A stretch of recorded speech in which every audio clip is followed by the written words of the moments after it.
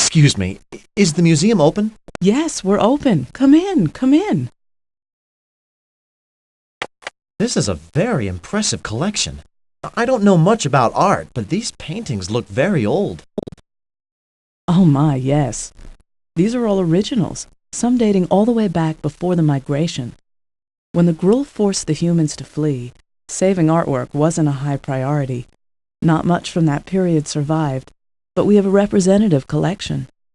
We also have a number of pieces from Chael and Mayrat. A few are from even further away than that, from lands across the sea.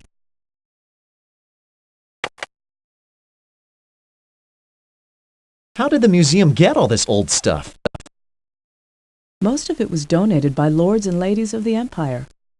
Over the years, we've had many generous patrons, including the imperial family. When Empress Corleen first founded the Museum of Antiquities, becoming a patron was a mark of prestige. Jaegers competed to best each other's contributions to Corleen's gift to posterity. Back then, the museum was staffed with docents by the dozens. Now there's just a handful of us, and only a few of our treasures remain. As you no doubt recognize, this is a bust of Emperor Valorian I, the founder of the Antaran Empire. Sculpted during his lifetime, it is said to be a remarkable likeness, though, as you can see, it suffered damage before coming into the museum's care.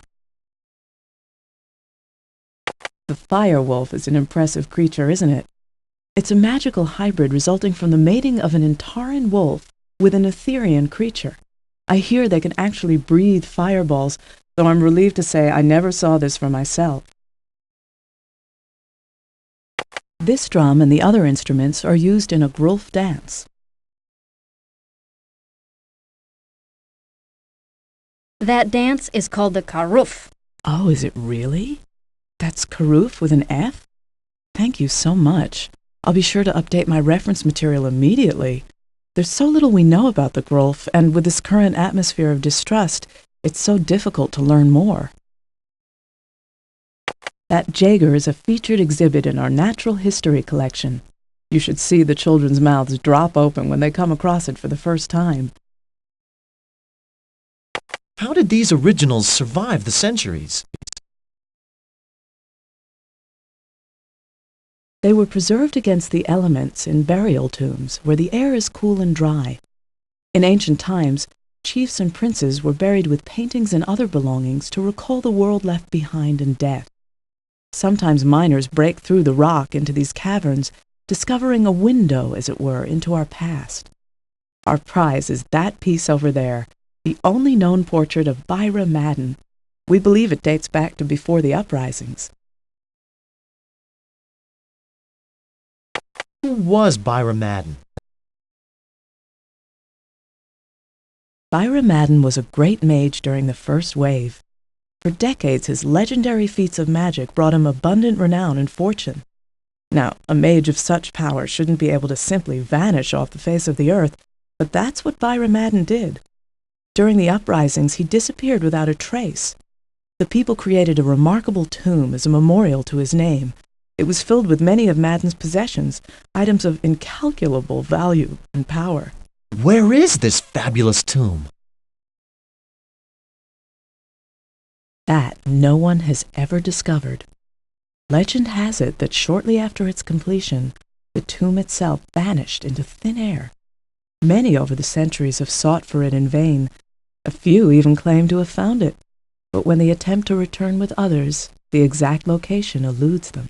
Where do you think it is? Though my research has uncovered no evidence to support this, I somehow sense that Byra Madden and his tomb lie at the heart of the waste. It is a land of strange and awesome mystery, created by a convergence of magical forces that no one has ever been able to explain. Of course, I could be wrong. In reality, Byra Madden's tomb could be in this very neighborhood, covered by a mudslide or submerged beneath a swamp. This is a shard from the Mirror of Smoke and Dreams, one of the most amazing creations in the magical world. During the Age of Mages, 7 of the greatest practitioners came together to spell the mirror into being. Our research shows that the original mirror was oval, approximately 6 feet tall and 4 feet wide. It was made from smoky crystal and set in a silver frame. Appearing dark and dim to the typical human, it had an affinity for users of magical energy. What was it used for? By looking into the mirror, a mage could mentally contact another mage anywhere in the world, and with some expenditure of power, he could also send physical items through the glass to the contacted mage.